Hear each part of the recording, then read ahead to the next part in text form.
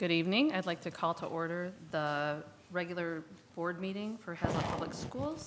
If you will please rise for the Pledge of Allegiance. I pledge allegiance to the flag of the United States of America and to the republic for which it stands, one nation, under God, indivisible, with liberty and justice for all.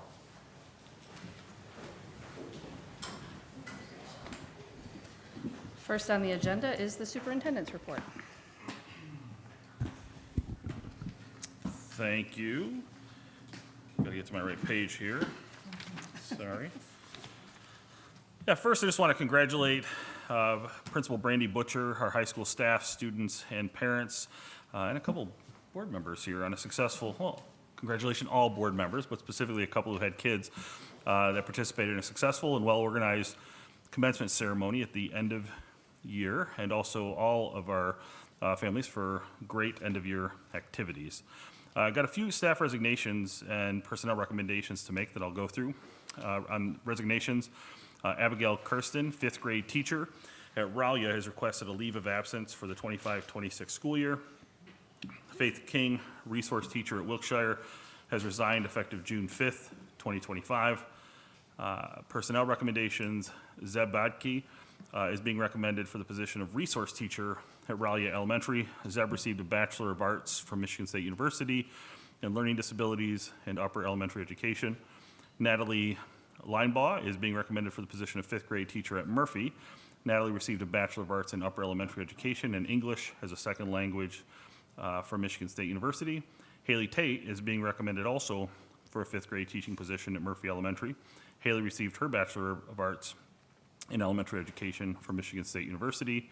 And then Madison Liege is being recommended for the position of social studies teacher at the middle school. Madison received her Bachelor of Arts from Michigan State University and completed her internship with Eastern High School. And then Raylene Barr is being recommended for the position of special education teacher at the high school. Raylene received her Bachelor of Arts in Upper Elementary Education and Learning Disabilities from Michigan State University and completed her student teaching with Holt Public Schools. That's all. Thank you very much. We'll move on to our discussion items, and first we have Ms. Fletcher, who's going to tell us about the student art trip to Chicago. Hello. Thank you for having me. I know that you all said you would like to see some clips from our trip, so I put together a video, and my disclaimer is I am a visual artist, not a media artist, so please don't judge the quality of this video. It's novice level, okay? So, okay. So we weren't going to show it. Oh, you weren't going to show it. Okay. So you saw the video. I included, we always have a few hiccups, but it never takes away from the overall trip. So I included those so you get the full picture. And you got to see some of the students' favorite work from the museum and other things that they did on the trip. So, if you have any questions or comments about the trip. I just think it looked amazing. How many total students did you end up having? It was around 40, between 40 and 45. I don't remember the exact number, but. Is that a typical turnout? Yeah, that's the typical turnout. And then I also wanted to mention, just thought of this, we did have 2 students who requested financial assistance that the school did cover. So that was nice that they had the opportunity to go. Is this a trip that you would plan in the future? Yeah, so we've been doing this for a long time now. My former colleague, Rhonda Sherwin, she did this when I first started teaching with her. So it's been a trip that's been happening for quite a while now. And what I've kind of been doing is going back and forth between the DIA and then Chicago Art Institute. So it's kind of nice to kind of go back and forth between those. So, yeah. What was the overall consensus on Chicago-style pizza? On what? I'm sorry? Chicago-style pizza? Oh, I think they enjoyed it. Very cheesy. Okay. Yeah. There's nothing like it. Did anyone get a Chicago-style hot dog? Not that I know of. Hot beef sandwich? You need to go back. No one got a video of it, so I don't know. Okay, we'll go back. Down there, food is art, right? I was gonna say, there was I highly art, recommend not those food. 3 staples. But no, in all seriousness, in reading some of the comments when I was watching the video, it's clear to me that these kids not only love art, but they have a basis by which to talk about it knowledgeably, and that is reflective of you. So well done. Oh, well, thank you. And what a great trip, great opportunity. Thank you. All right. Well, thank you so much. Really appreciate the opportunity. sharing the video. Yes, yes. Great. Our next discussion item is Mrs. Bennett, and she's going to talk about hiring, retention, family engagement, and bias committee reports. Yes. Okay. So I am here just to kind of report on what the team has been doing throughout the year. We had 4 kind of areas that I wanted to talk about: some staff professional development opportunities, our building teams, our equity coaches, and our community leadership team. So in the fall, I had the opportunity to create and present a professional learning half-hour presentation at our opening day PD for all staff in the district, which was fantastic. It was titled Our Words Matter, and we talked about the connection between all of our initiatives that we've had over the years, PBIS, equity, mental health initiatives, and social emotional learning. And we talked about words being of utmost importance in all of those areas, with PBIS having clear words and expectations to create a sense of order and safety in our schools. With the equity plan, we talked about words and language contributing to creating feelings of safety and belonging throughout our school system. We talked about, with mental health, we know that our words and actions affect how other people think, act, and feel. And with our SEL, we know our whole goal is to build communities within our classrooms and our schools where our students feel safe and cared for, and our words help to create that feeling. And so we talked a lot about intent versus impact. And we looked at different scenarios that we as adults may have experienced with other colleagues, with family members, with community members, with students, and really looked at what might have been the intent of what a person was saying versus how that impacted the person that it was said to. And we had some really great conversations that kind of kicked off some more in-depth look at that in some of our different buildings this year.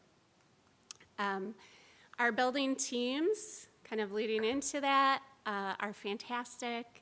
We at Wilkshire, we had a list of probably 15 items of awesome things they did, and I tried to narrow it down to 1 or 2 for every building.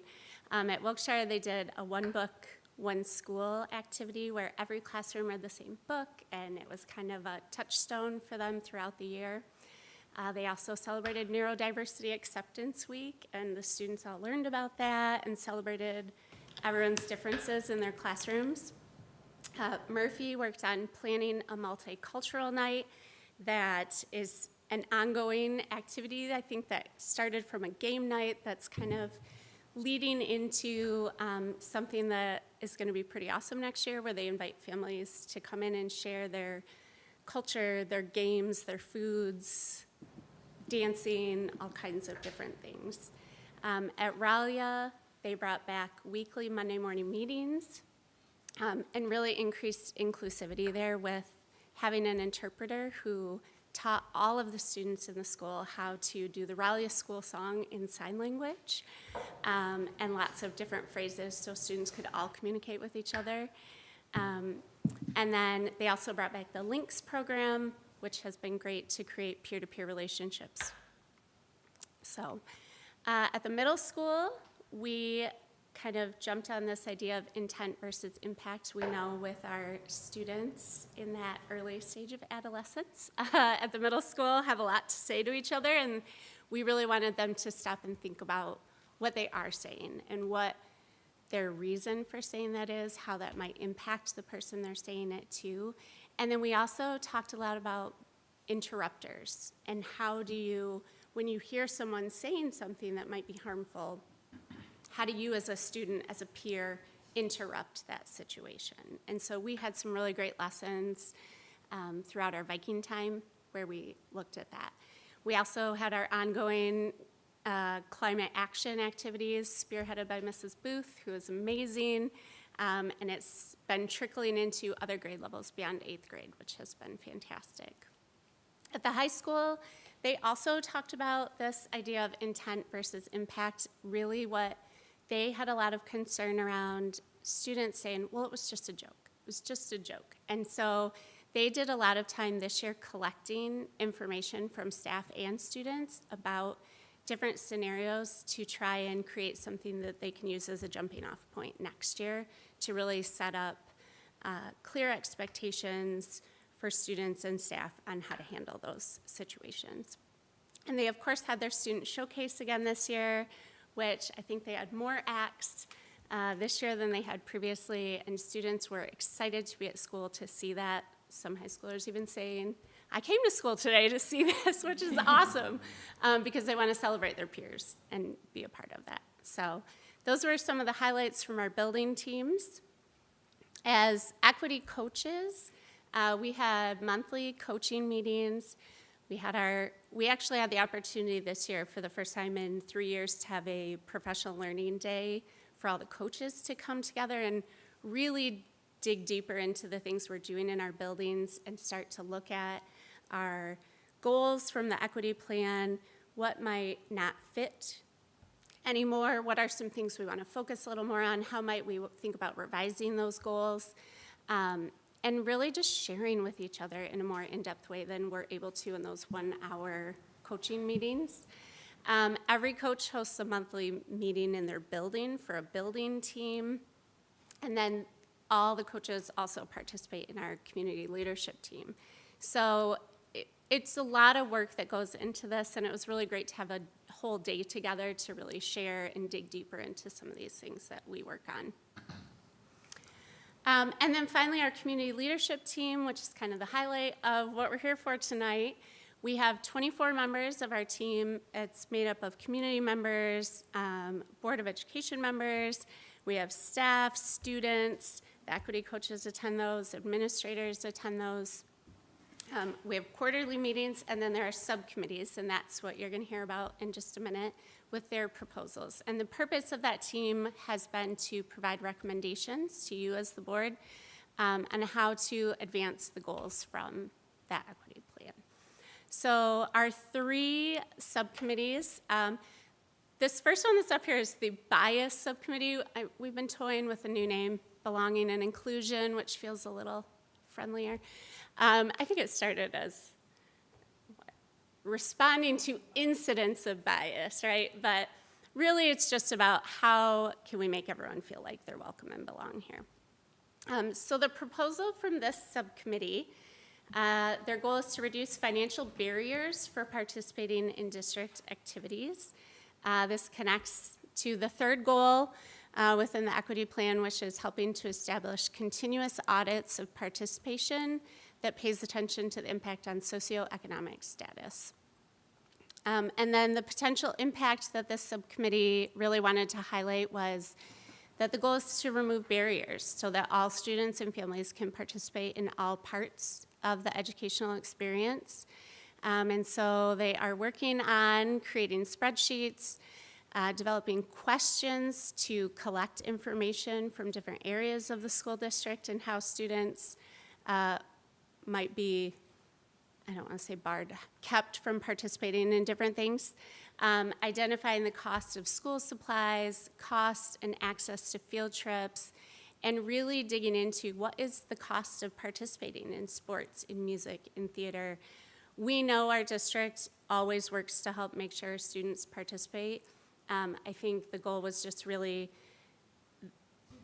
to streamline how students and families can request those funds and make sure that we really are providing easy, equitable access to all of our amazing programs.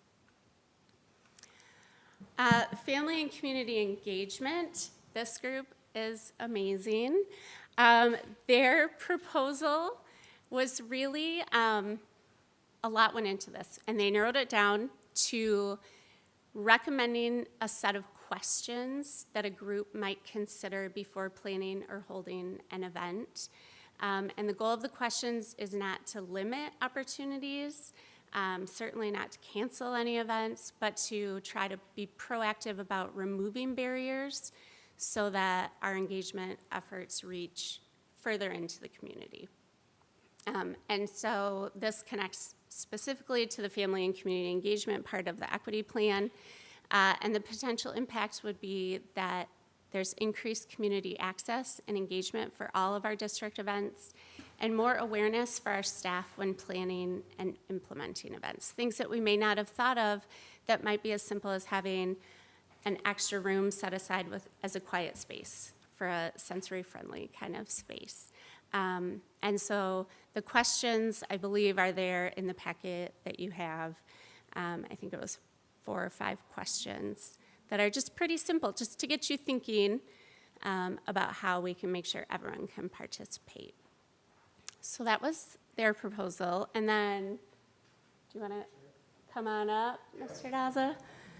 He is here on behalf of our Hiring and Retention Committee, and he's done a lot of work, so I'm going to let him talk about this. All right, so I'm Greg Daza, and I'm on the Hiring and Retention Committee. So our proposal, I'm going to start with the first one, which is the simpler of the two.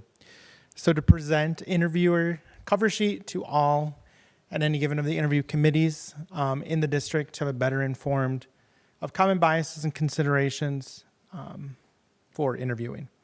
So that would be given to, whether it's parapros just on top, a simple sheet you guys have in your packets too, that just kind of reads through, gives you those biases, things that you can think about that you may not think about going into the interview right away. And we want to implement that not only for teachers, paras, food service, all of that to kind of give everybody that just a little heads up and kind of clear your head before you go into an interview.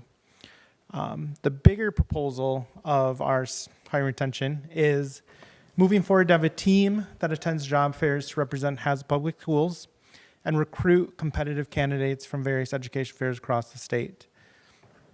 So with that plan, we did put in our proposal plan just kind of a timeline as to what it kind of look like.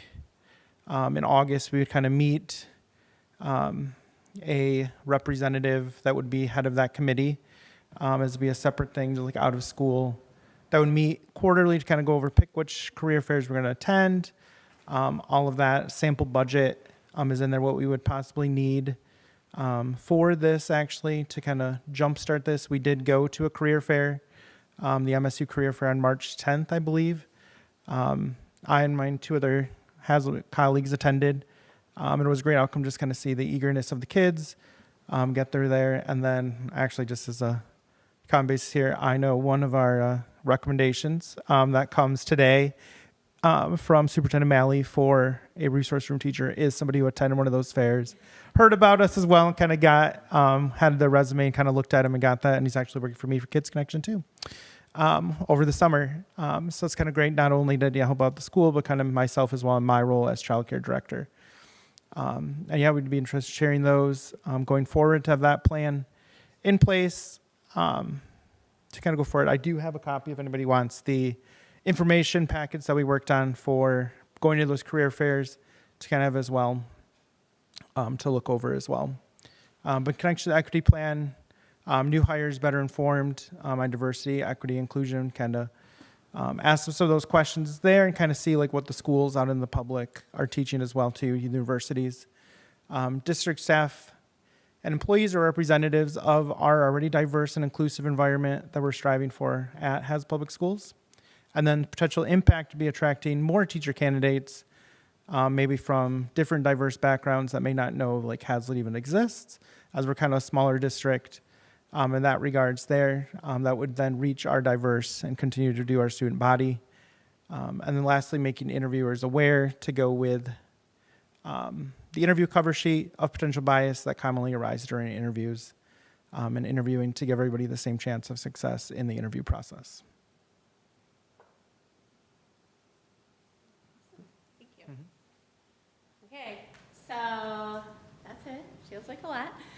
Do you have any questions for us or for me? So with regard to the education fair, the projected budget, so if I'm reading this correctly, then 2 staff, the chair of the committee, and potentially an additional person? Am I reading that right? Yeah. So 4 people, projected, I mean, on the high end, it's $3,200. Potentially a lot of bang for our buck. Okay.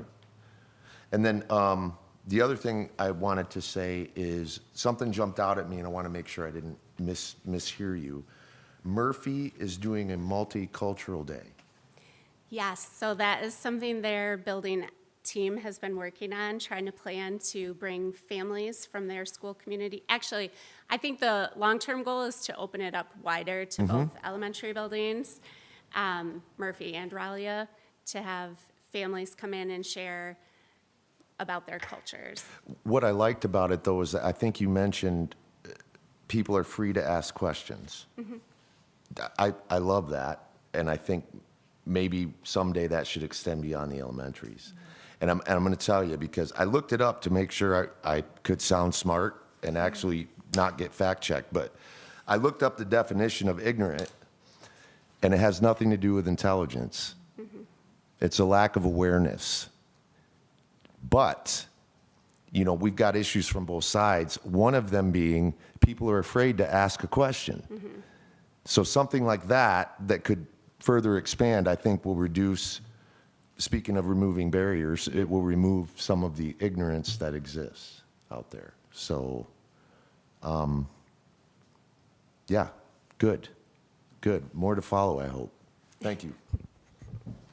I just want to thank Katie for her work and for members of the committee who are here. I'm on the committee, so I know the extra time it takes to come in the evenings to have the working meetings and then to go back and do your work and have the subcommittee meetings.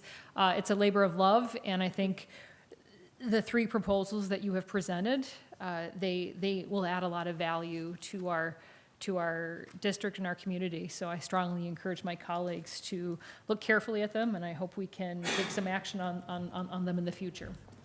Thank you. So first, I really like the questions for the family and community engagement. I think they're just good questions in general for any kind of event planning. And particularly with the third question about can people of all physical abilities participate in the event, and then with that, people of all cognitive abilities. Is there any plan for the committee to kind of capture when barriers are identified? So if it's like a structural, like a physical barrier, something that we as a district need to address? Because what I would hate is for you guys to ask those questions and then kind of for each event, kind of instance by instance, try to problem solve it instead of thinking more globally. So actually, I'm glad you asked that question, because that committee made this incredible spreadsheet that is color-coded with drop-down menus so that as you are planning events, you can click on, here are the things we've talked about, here's how we've addressed it. So I think that would be the perfect space to identify That would be if there were awesome. physical barriers that would prevent Yeah, someone. that would be great. Because just thinking of, you know, being over at Raleigh, and when we have a big event, we end up using that lot across the street, but that's not accessible. That's not something that for people with different physical abilities that they can really use that space. And so how do we make sure they've got safe parking and are able to do that? And I just want to say that the interviewer cover sheet, again, I think that's just really just evidence-based, driven, high-quality HR practice. And I think it's something that I know people are trained in across HR, across a whole bunch of different fields. Making sure to understand how you're seeing somebody. And I mean, we all went through some of that training when we were in the middle of interviews last year.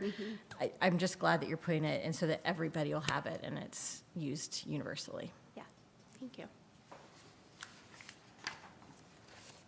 Any other questions? Thank you so much. We Yeah. appreciate it. Thank you.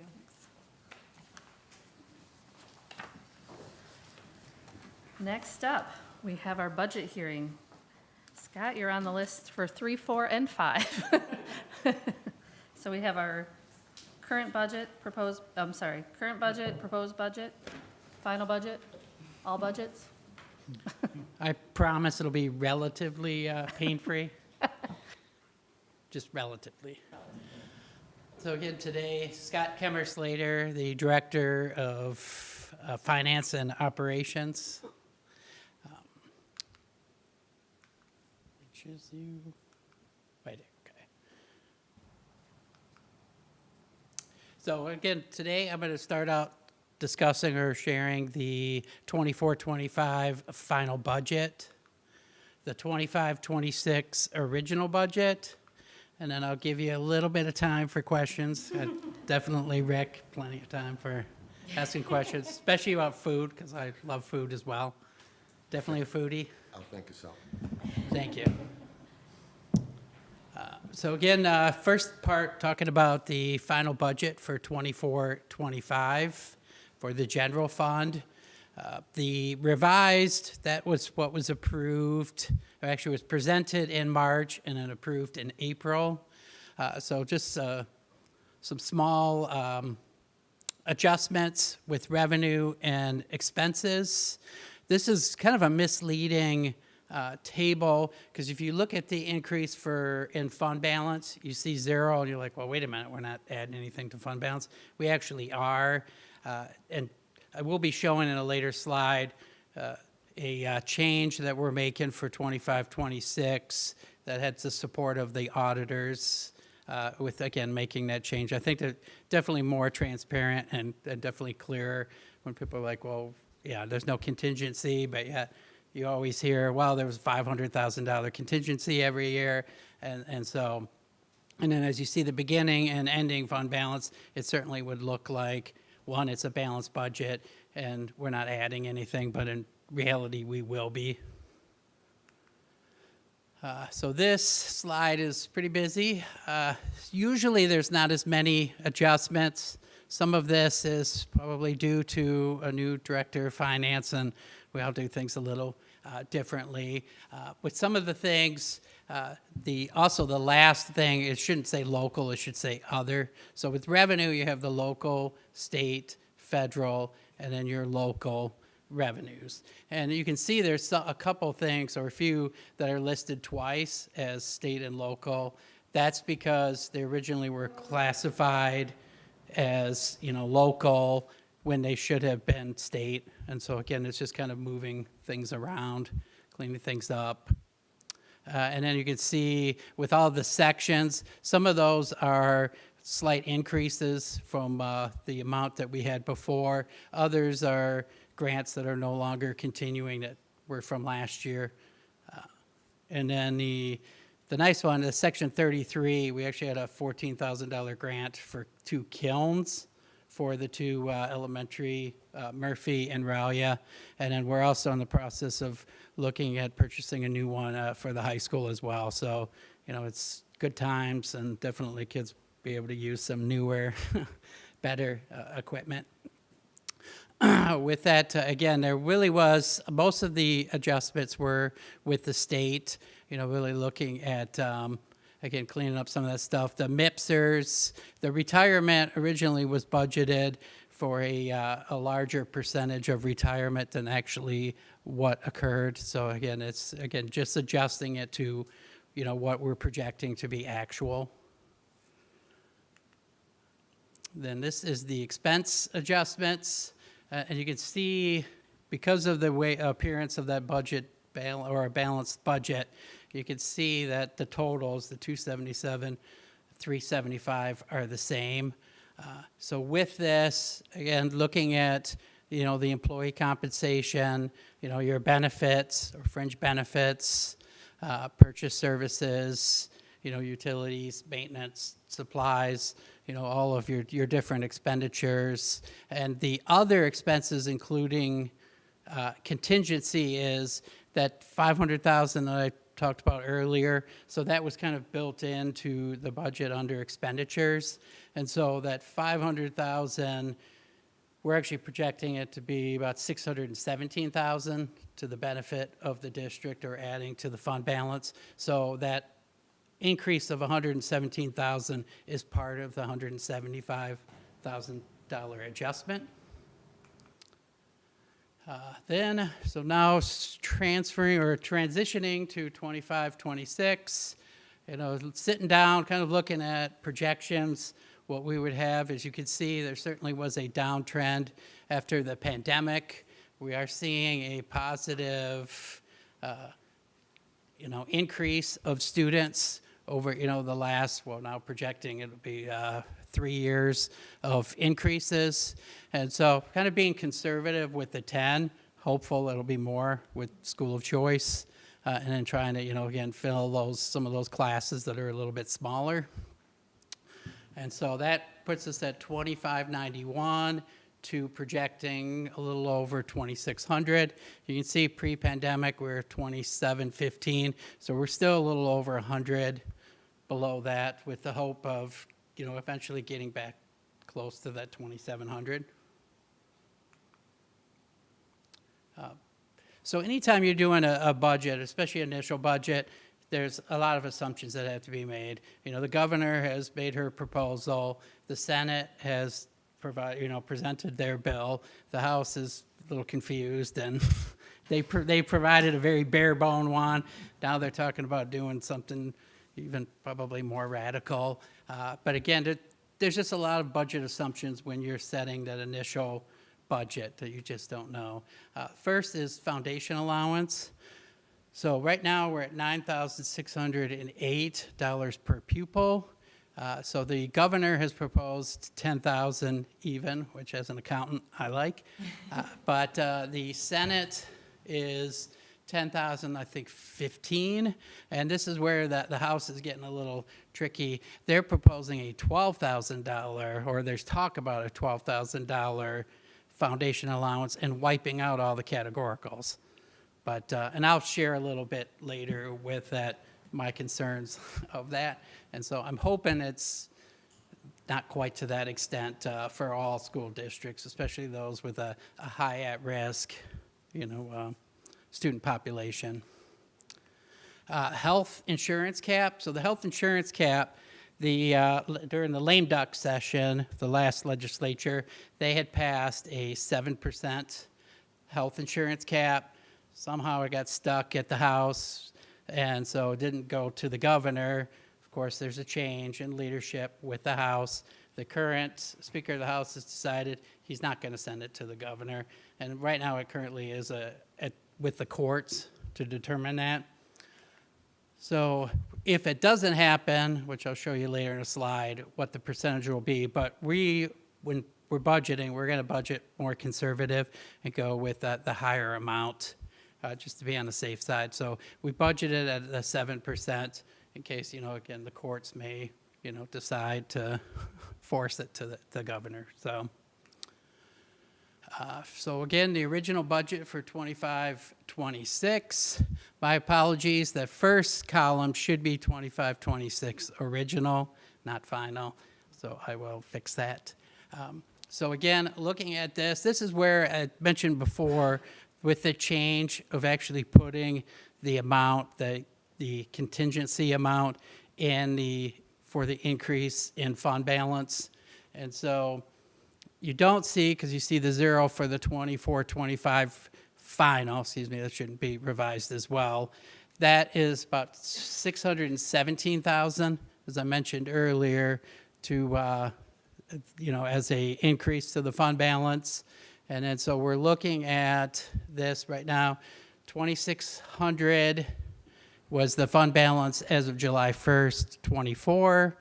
Looking about 30 or 3.2 million to almost 3.3 million for the end of this year, June 30th, and then projecting June 30th of 26 at a little less than 4 million. And then, of course, you see the adjustments with that. They're a little misleading with the increase in fund balance and the beginning fund balance due to the fact that, again, with the change this year. And the reason we didn't change 24-25, it was the auditor's recommendation, don't change in the middle of a year, change at the start of the year. So that's the recommendation, to make that change 25-26. And so then I think moving forward, it's certainly going to make things much more transparent, where anyone that looks at it, it's not like, oh, you've got a zero balanced budget. Now it's, okay, it looks like you're projecting to add almost 700,000 to fund balance. And can I just ask what percentage Yes. is that? Because we've had a goal for a long time. We And haven't- it's coming up. future Okay, slide. I'll wait. Yes, Thanks. thank you. I appreciate though. That's an excellent question. And you'll see too, for next board meeting, when you actually see the resolution that you're going to be voting on, you will see, I did add for 25, 26, what the fund balance percentage is to that.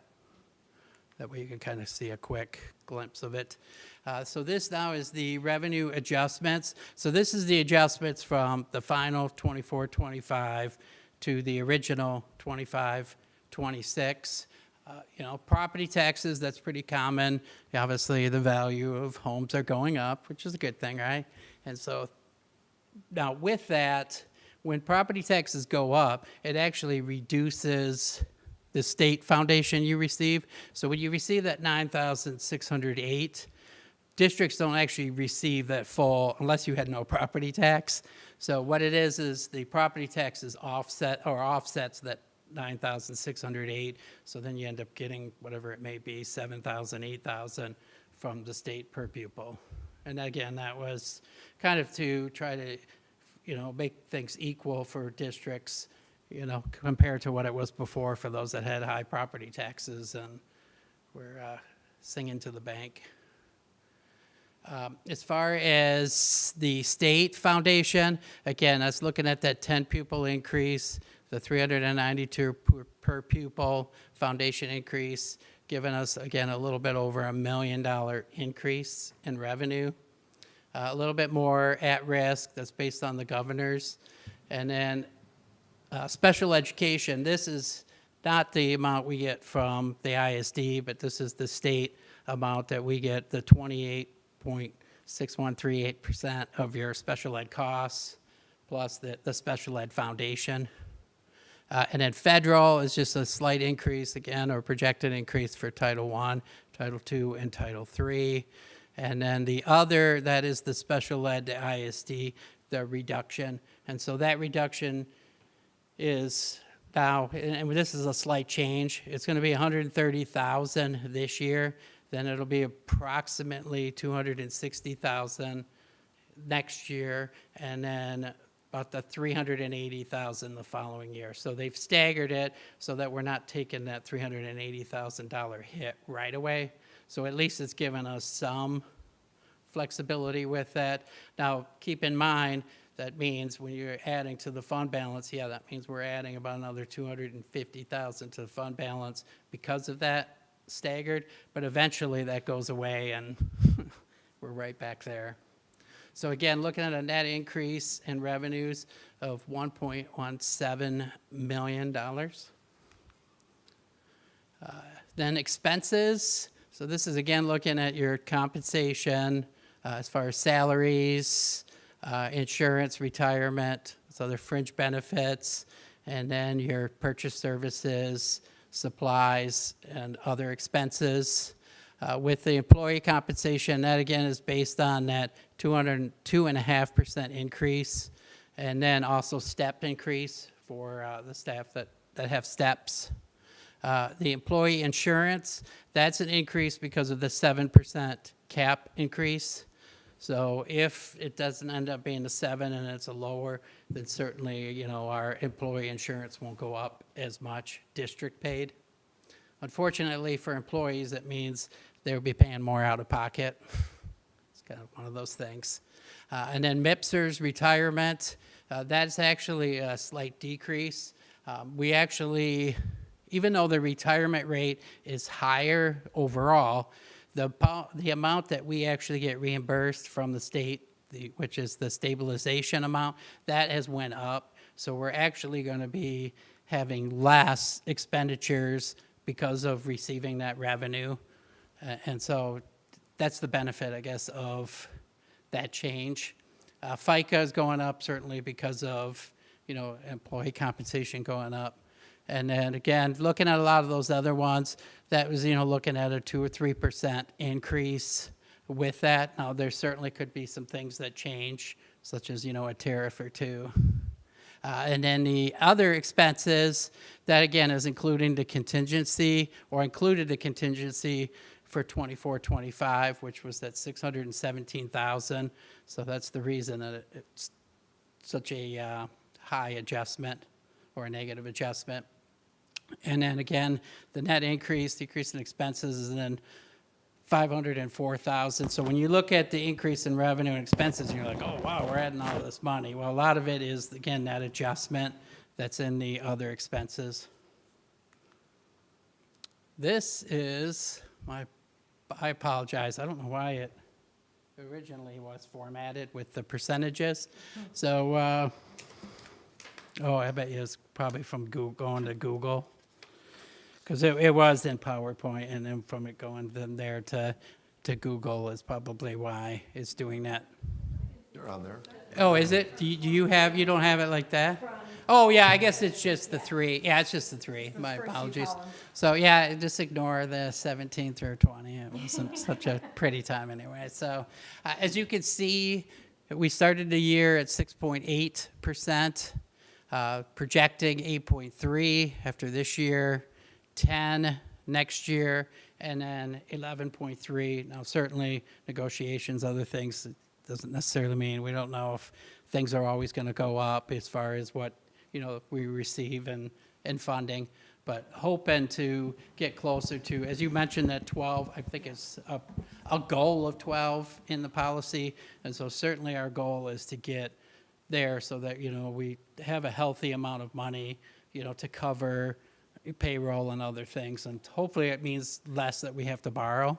I was going to say, part of why we have that in policy is there's real financial implications for how much we have in fund balance. Can you talk a little bit about some of that borrowing that we kind of have to do because of how? So last year we borrowed $5 million. So if you look at the $5 million and just say 4% interest, that's a lot of money that we are paying in interest for that. Now, yes, we do make interest while the money's in the bank, but that money goes away pretty quickly. And can you talk about why we're in the position The we're in to reason borrow? we have to is, so state aid, we don't actually start receiving state aid until October. October. And even then, we don't receive as much, so it gets paid through August, so we're always trying to catch up. So expenditures are always coming before revenue. Also, another thing is, typically also with property tax. Now, we do benefit as a district in that we do get quite a bit levied during the summer, so that does help. So, I'm hoping that we won't have to borrow as much moving forward. I think we'll still have to borrow some, but again, if we can get to there. Because if you figure 40 million in expenditures, so your fund balance is based on that's your total fund balance divided into your expenditures, projected expenditures for that year, and that gets you the percentage. And so as your expenditures go up and down, it can affect that percentage of fund balance. But certainly, as you can see, 4.5 million, you're talking about 11% fund balance. So at 12, you're probably talking about like 4.8 million, which is Scott, definitely better than, what do we have, 2 million in some of those?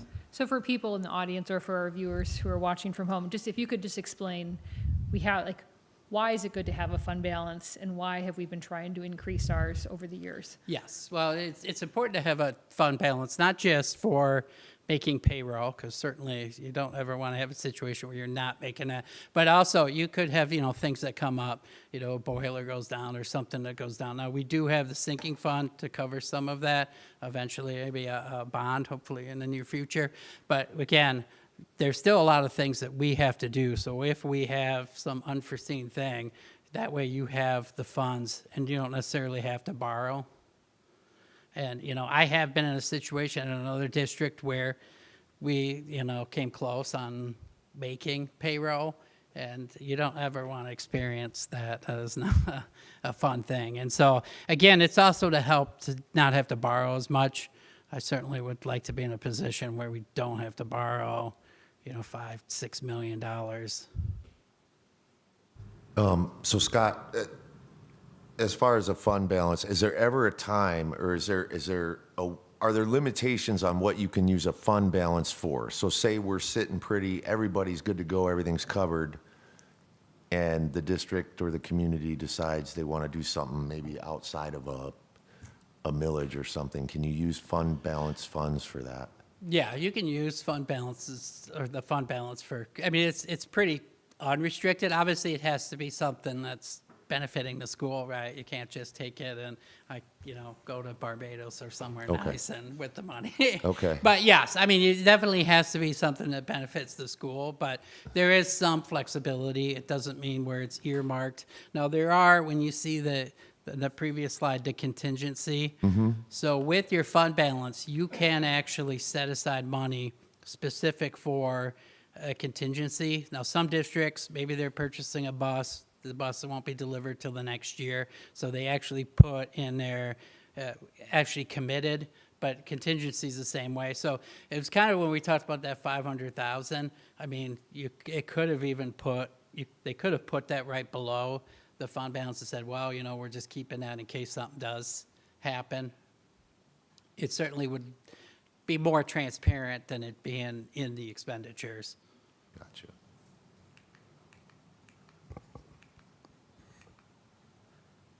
And just a few things with the planning considerations, and I've already talked a little bit about some of this. Again, just the impact on the timing of the budget approval. I mean, we're hoping to have something from the House here in June, since it is already June.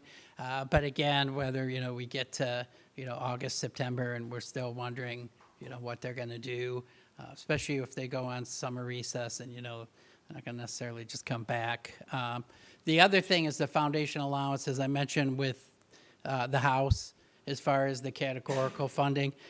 The concern there is, so 12,000, if you look at Haslett, with categorical and foundation, we received less than 12,000. So for us, that would be a benefit. But if you're a district that is a high at risk and you have higher categoricals, then you could be taking a hit. And so, again, it's one of those things, yeah, it's nice for us, but we should do what's best for everyone, right? Not just us. And then federal government, again, just the federal grant funding. I mean, I haven't heard anything as far as with the title or any or risk with that. Certainly, we do receive a lot of funding from federal with food service. Haven't heard any issues or concerns there. Certainly impact of tariffs, as far as some of our supplies and other costs going up, a lot more than the 3% increase that I budgeted. So again, there's always that concern. And then, again, as I mentioned before, the health insurance cap, if the 7% doesn't go anywhere, then it will be 2.9. And then certainly if it is the 2.9, then when we get to the amended or revised budget, which I plan to do in January, not March, because I prefer to do it earlier in the year. And then that way, we would make those adjustments. And then the hope is your final isn't going to be a significant adjustment to, even with doing it in January with your revised, when those assumptions are no longer assumptions, but known facts. Now, questions and answers. Well, I just want to thank you for pointing out on the last slide that challenge of timing. Not only is it difficult because of how our budget, and those expenses over the summer, but we don't get state appropriations until October, but we sometimes don't even know what the state budget's going to be until we've already started the school year and had to make decisions about a whole bunch of it. So I just want to thank you for pointing that out, and wanted to kind of restate it just because sometimes we have people who haven't heard previous budget discussions. Absolutely. And I do appreciate you trying to be as conservative as you can so that we hopefully don't have significant adjustments that we have to be concerned about partway through the year. Yeah, that's definitely the hope and the plan.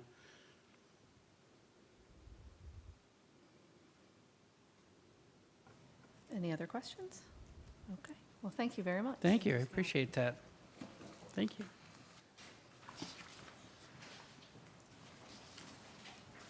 Next on the agenda are the board reports, and we'll start with finance and facilities. Thank you, Tracy. The Finance and Facilities Committee met on June 5th.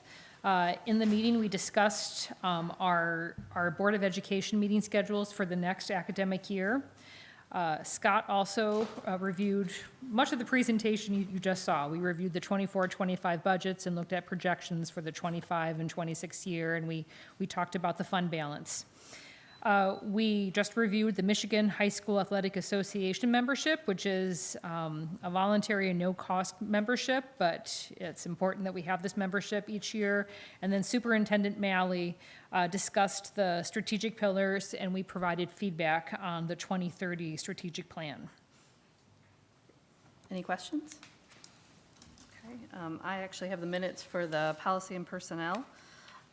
We also met and had a similar agenda, but we had another position to discuss. We talked about our meeting schedules for the upcoming school year for committees and for board meetings. We also talked about the Michigan High School Athletic Association membership. We spent time with Nick Hamilton, our Director of Student Services, to discuss behavioral intervention positions as a possibility for the district. And then we reviewed the strategic pillars and priority feedback from the Imagine 2030 plan as well. So, any questions for policy personnel? Okay. Next on the list is items from board members. Does anybody have any items tonight? I have an item. Okay. So, my good friend, Amy Clark, says, hey, Rick, why don't you just be the alternate for the county voting thing? You probably won't even have to do anything. You're just an alternate. So I did have to do stuff, which is fine, except that I now am part of the record for the longest county board vote. It was an awesome experience. So essentially, and forgive me, I don't remember either of the candidates' names, but the person we put forward ended up winning after about 4 votes. 6-6 going in, 6-6 again, 6-6 again, and then a gentleman raised his hand and he goes, someone switched because I switched mine, and we're still 6-6. But at the end of the day, the candidate that we decided on ended up winning out, a young lady from Dansville. Caitlin Sallow. Thank you. Caitlin Sallow, yes. They even brought out the bios. They were both very qualified, but I feel good that we stuck to our guns as a district, and we've got a good balance, I think, at the county between big and small and medium size. So thank you, Amy. And that's it. It went just fine. I just wanted to say, the ceremony, the graduation ceremony was wonderful, and I want to thank all the staff that dedicated so much time and energy and parent involvement. There's so many other pieces that go into planning the ceremony. I saw staff working so hard just to try to make everything flow so smoothly, and it did. It was a really wonderful service and ceremony. So I'm just really grateful for everybody who put forth time and effort into that, because it showed up, and it was wonderful. Yeah, I just want to say, having heard from quite a few parents how just happy they were with how that day went, but also because I got asked by a whole bunch of people what was going on with one of our students who graduated that was wearing the big boots.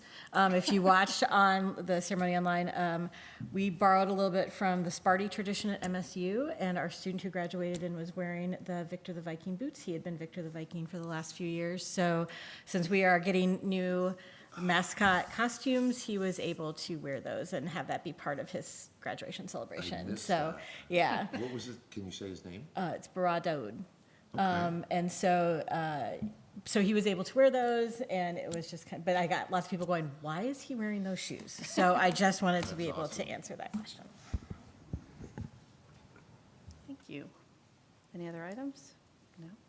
Okay. Oh, you're fine. We have correspondence and comments from the public. There's a 5-minute time limit. This is not a back and forth conversation, and please direct all of your comments to the board as a whole. as well. So if we have, oh, I'm sorry, I forgot, we start with the secretary. That's fine. So, Okay. Secretary Pulverantis, So do you since have any it's- correspondence? Since it's been a few weeks since we've met, thanks to Memorial Day, we had a few emails to the board. The first was from Erin North at Ralia. At our last meeting, we talked about the ducks that had been visiting at both Wilkshire and Murphy. She made sure to send us a video of the ducks that were also being enjoyed at Ralia, so we appreciated that. We also heard from Superintendent Melma from the ISD regarding our vote in support of the ISD budget. We did have an email from a parent about concerns over a quote in the high school yearbook, which I believe was already followed up upon by Superintendent Malley and Mrs. Butcher. And then we had 3 emails from students. I believe they were all out of the AP Gov class, but one sharing their ideas for green energy reform.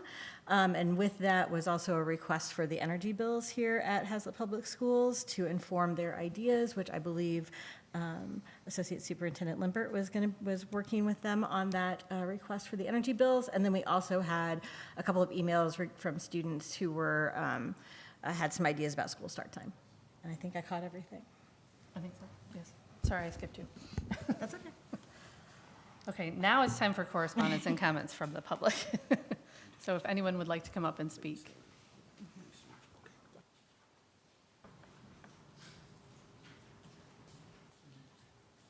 This is my spiel. I'm not texting while I'm talking to you. It's really small. Also. All right. My name is Sarah Lurch. This is my mother-in-law sitting next to me, so it's not a coincidence that we share the last name.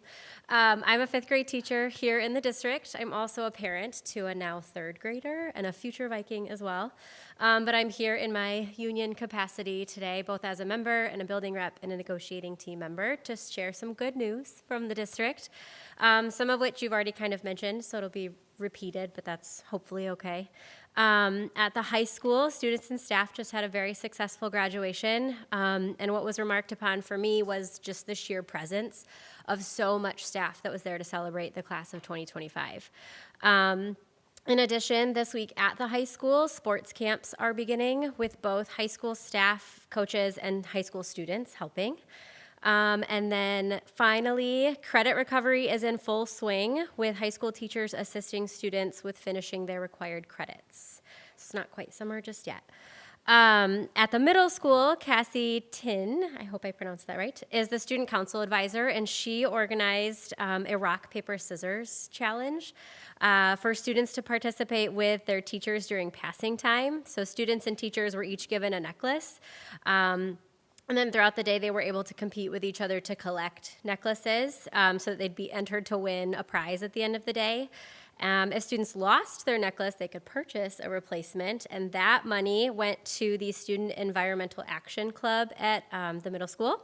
So $250 was raised through that, and then their student council matched it for a total of a $500 donation, which was awesome. At Ralia, students participated in a kids' fun day and then carried that fun into the evening with their block party. Their block party featured inflatables and food trucks, and even Ralia's first art exhibit. And then Mallory Voris, who is a music teacher at Ralia, received a grant to take a 2-week course this summer that focuses on teaching elementary music through play, imitation, exploration, improvisation, and creation. At Murphy, students across all grade levels finished out the year with curricular trips to P.J. Hoffmaster State Park, Mackinac Island, and Potter Park Zoo. Jamie Trimmer hosted her annual picnic for English language learners and families yesterday on June 8th. Lene Williams, who is our speech and language pathologist at Murphy, and I believe she's also at the middle school, she received a grant that will help install communication boards on all of the playgrounds for all of our elementary schools. These communication boards will help students express their needs, wants, and ideas, particularly those students with limited verbal and expression skills like our ASD and English language learners. Finally, Murphy was recognized as a green school this year, which I learned about also, by completing at least 10 environmental activities like recycling school-wide, teaching about alternative energy sources, and learning and creating animal habitats, along with many other things. Finally, at Wilkshire, students had a very successful field day thanks to Taylor Wilson Santos, who is their PE teacher. Students were also able to watch a movie at the Sun Theater in Williamston. That was their Bucket Filler Award for recognizing their focus on the 3 R's, so reduce, reuse, and recycle. And then Mrs. Waugh hosted a portfolio day where families were invited to see all of their students' artwork. So it's a very busy final month of school, but it's almost always the best month. So thank you. Thank you. Would anyone else like to come up to speak?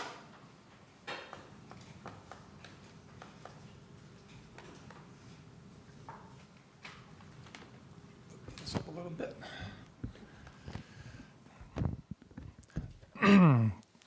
Hello, my name is Matt Steginga, and I'm here with my wife, Allison, to inform you of some recent events. On Monday, May 5th of this year, 4 undisputed allegations of sexual assault took place on the playground of an elementary school in our district. 3 allegations included genital groping. One of those victims who was groped is our daughter. On May 6th, the following day, our daughter was interviewed by the person conducting interviews in a public hallway while other students walked by, even though staff knew she might have been a victim of sexual assault. The interview was never documented, and the disclosure that her genitals had been touched was not communicated to us, her parents. We were never told, we were only told that an incident had occurred. We had no indication of any potential danger or reason for concern.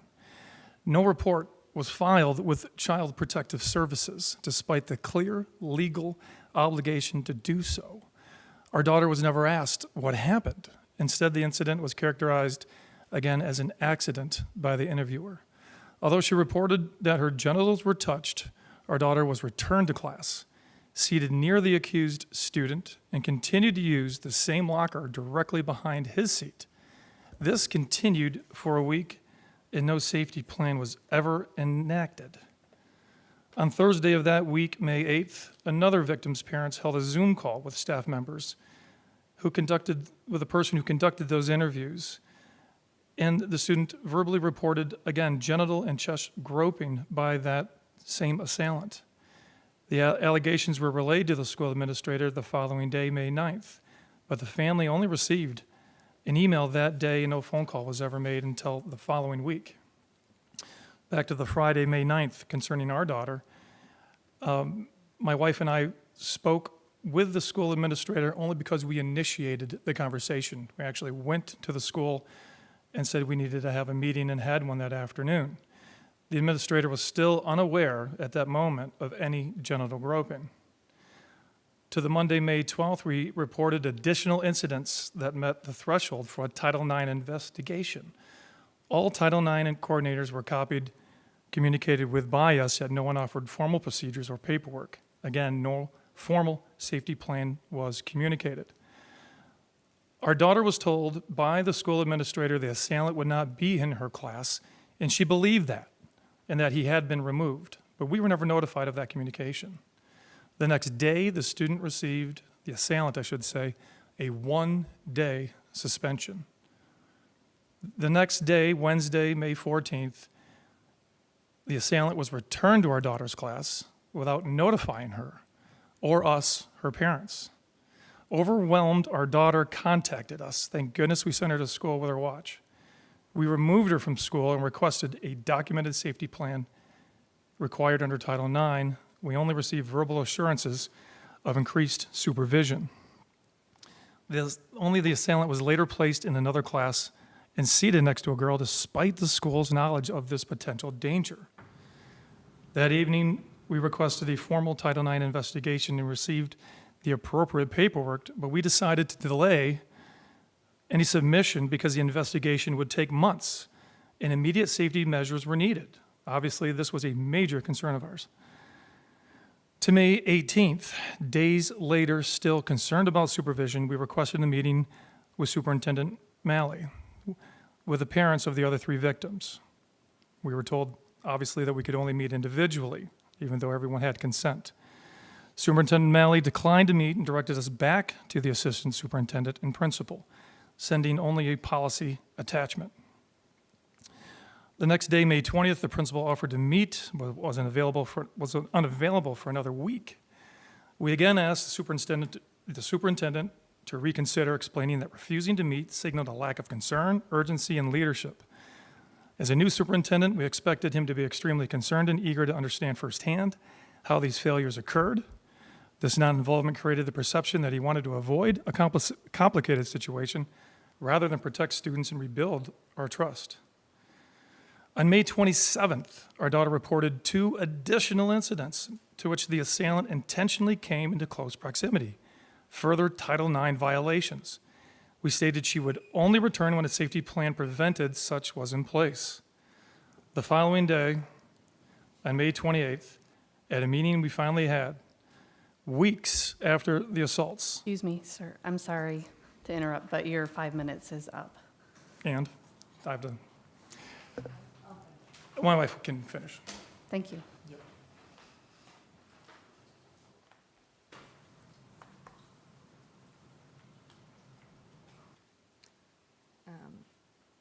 On May 28th, at a meeting 3 weeks after the assaults, key officials claimed there had been only 1 report of genital groping, when multiple families confirmed otherwise.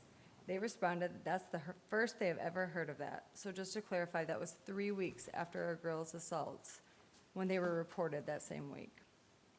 This is my presentation. My name is Allison Stegenga. My daughter is one of the victims from the assaults that occurred on May 5th. As my husband described, there have been numerous failures in response to these assaults. I want to clarify, we may not be here today if a friend hadn't contacted me regarding my child's sexual assault.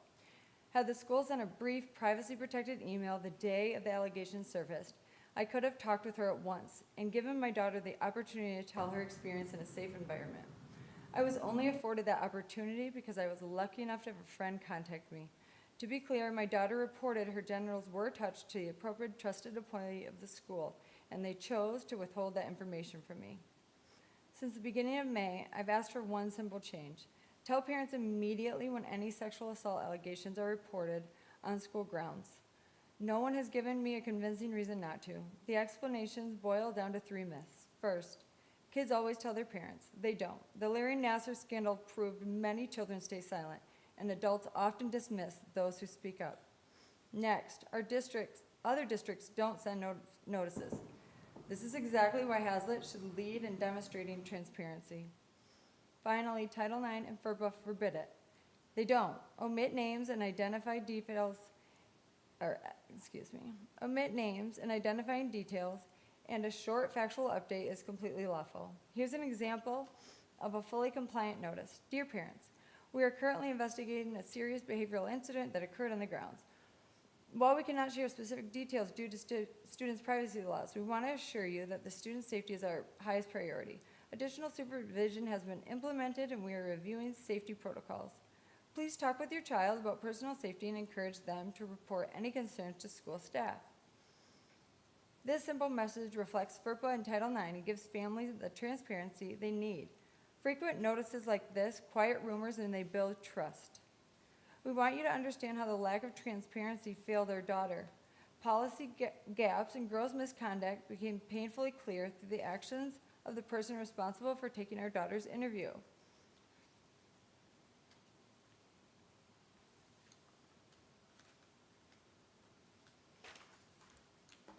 As my husband stated before, our daughter was questioned in a public hallway while other students walked by, even though the employee was aware she was likely a victim of sexual assault. The decision showed a complete disregard for privacy, trauma-informed care, and federal Title IX protections. The interview failed to ask the victim for her statement, denying our daughter to explain in her own words what had happened. Our daughter was manipulated by introducing the word accident to characterize her experience. It's our understanding the interviewer failed to document all of the allegations of sexual assault on May 6th, an inexcusable disregard of her legal duty as a mandated reporter and licensed professional. The interviewer did not inform me that our daughter reported her genitals had been touched. The call was entirely misleading and lacked context. We were under the impression it was a minor playground issue, no, more significant, and we may not have followed up with her. It should be noted the interviewer indicated in a police report that our daughter said that her genitals were indeed touched. The interviewer returned our daughter to a class unprotected, placed in the proximity of her assailant. The interviewer did not implement any safety measures or notify any school staff of the need to supervise or separate students. We understand the principal is out of the building, and it would have been the interviewer's responsibility to do so. 3 weeks after the assaults, the interviewer failed to correct false statements made by the principal and associate superintendent during our May 28th meeting, where they both claimed that only one student had reported genital groping, despite the interviewer being present and knowing that 3 victims had reported it. The interviewer knowingly withheld critical evidence during our May 28th interview, and she stated our daughter never reported her genitals were touched. That is a complete contradiction of what she told the police. These are not oversights. They represent a pattern of willful negligence, misrepresentation, and ethical failure. As a licensed professional in Michigan, the interviewer holds a legal and professional duty to protect children and uphold mandatory reporting laws. The repeated failures endangered vulnerable students and placed their professional license in jeopardy due to clear violations of ethical standards and statutory obligations. All I have is what I need to change, if you don't mind. I'm sorry, it's a 5-minute time limit, but we do appreciate your comments. Thank you.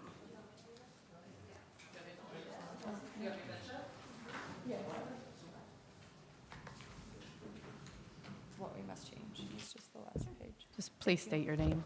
Sure. Thank you. Hi, I'm Danielle Wilcox, and I will read Allison's words as written on the page. What we must change. We need same-day parent notifications. 2, a Title IX coordinator should take over sexual assault allegations within 24 hours. Principals should not shoulder a sexual assault investigation on top of running a school.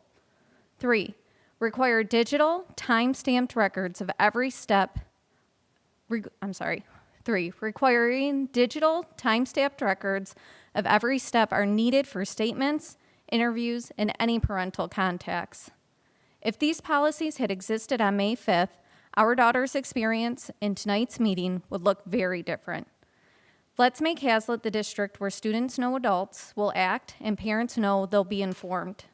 Thank you for listening. I'm ready to help draft the policy language so we can get this done quickly. Thank you. Would anyone else care to speak tonight?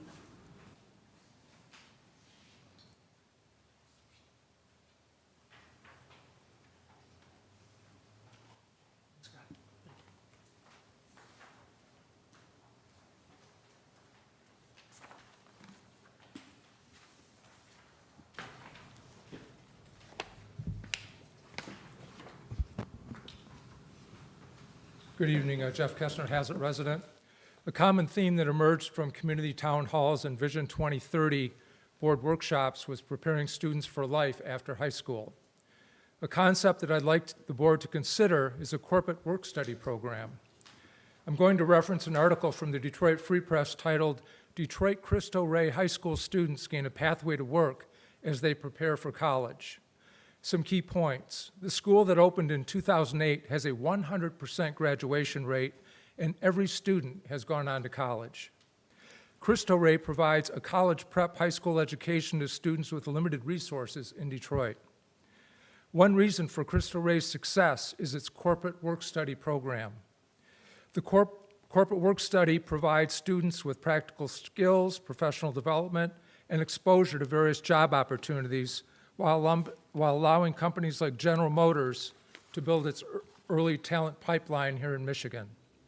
Joaquin Nuno Whalen, board president of Cristo Rey and president of Lincoln Motor Company, said, quote, "With amazing faculty, mentors at the job partners, and the support of parents and membership at the school, Students leave the school ahead of the curve. This is a game-changing model, end quote.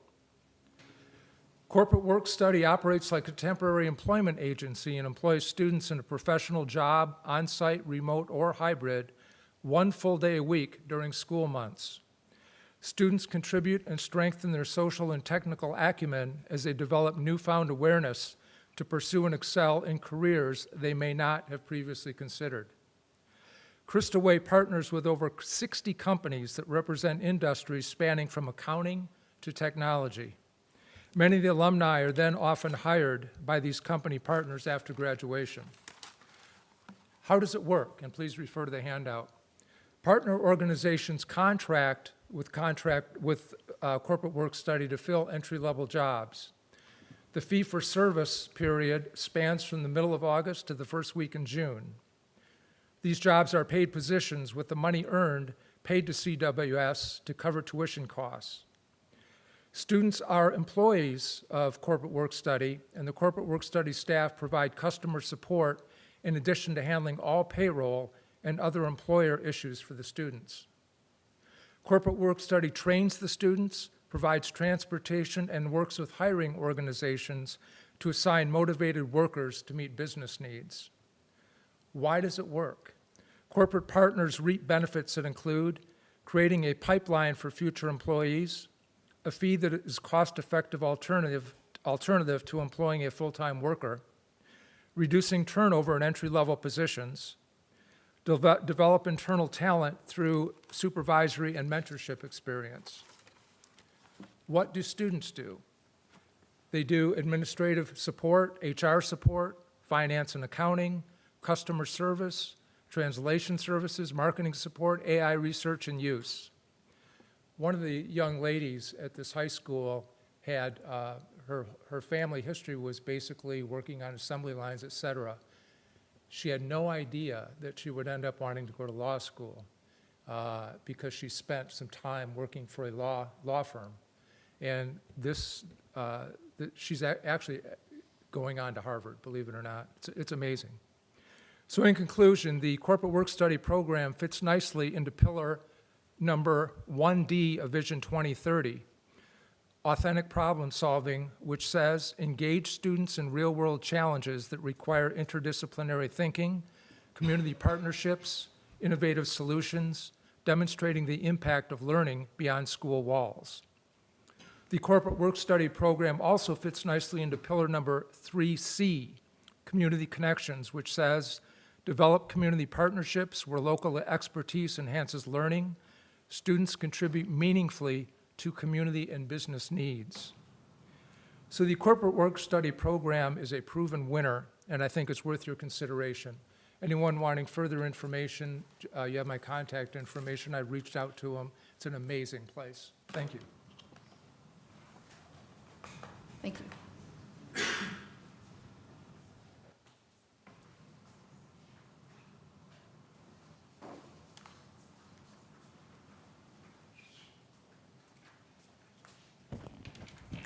Hello, Terry Geiersbach, Haslett resident and former teacher. As the school year ends, I've made a list of topics to continue discussing during the 25-26 school year. Number one, the myths about the separation of church and state. Number two, the definition of equity in DEI as compared to equality. Plus, there's no real reason for the hiring and retention team and the family engagement team to be a part of DEI. I don't get it. Back in the day, they were both strong enough topics to stand on their own. Number three, power to the parents. Parents should not have to use the DEI crutch in order to receive the services needed for their children in our education system. Parents come first, teachers and administrators second, and if our government wants in, they come third.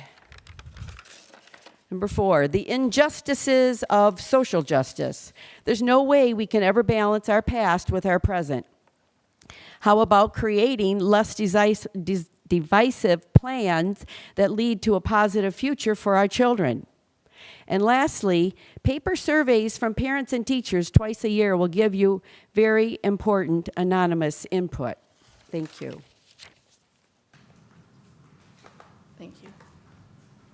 Any other public comment tonight?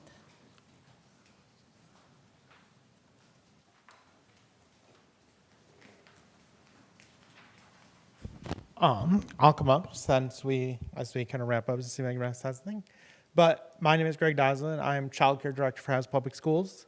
And today, as the school year ends, which most time think, life is calm and quiet. My world is not calm and quiet. As we kicked off our summer program today, currently we have 147 kids enrolled for our summer program. There's a 3-day minimum when they are enrolled for the week, or they enroll for the full week, and they only enroll for the whole summer. But with that, every day from now until August 13th was our last day, we have averaged from 90 to like 113 kids a day. That is up from years past as we expanded our program this year from just a community education to have our 4th, 5th, and 6th grade classroom up at Raleigh Elementary in the cafeteria, which on average in the last few years gave us a space to have an additional like 30 kids per day.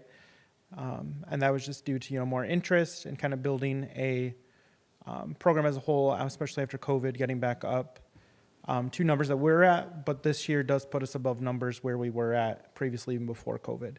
And this is my 4th year planning a summer, and we have a very solid staff, and I look forward to having them there. Field trips planned to like John Ball Zoo, Outdoor Adventure Center over in Detroit. Our younger kids are going to Potter Park, Priest Pets, more local field trips, kind of keep them here. But we have a solid staff, and we look forward to having a great summer. And I know one trip the kids are all asking about already today is Kona Ice comes tomorrow or on Wednesday for the first time, and that is always a big hit for them, and they have that every other week throughout the summer. And I'm always like, guys, I plan all these exciting field trips, and you're most excited about Kona Ice every other week. But we have a solid staff. We look forward to having a great summer. Thank you. Anyone else? Okay. We'll move on to our consent agenda. We have 10 items on our consent agenda tonight. The first is the approval of the minutes of the May 12th, 2025 regular board meeting.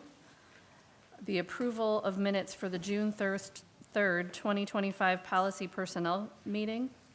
Approval of the minutes from the June 5th finance and facilities meeting.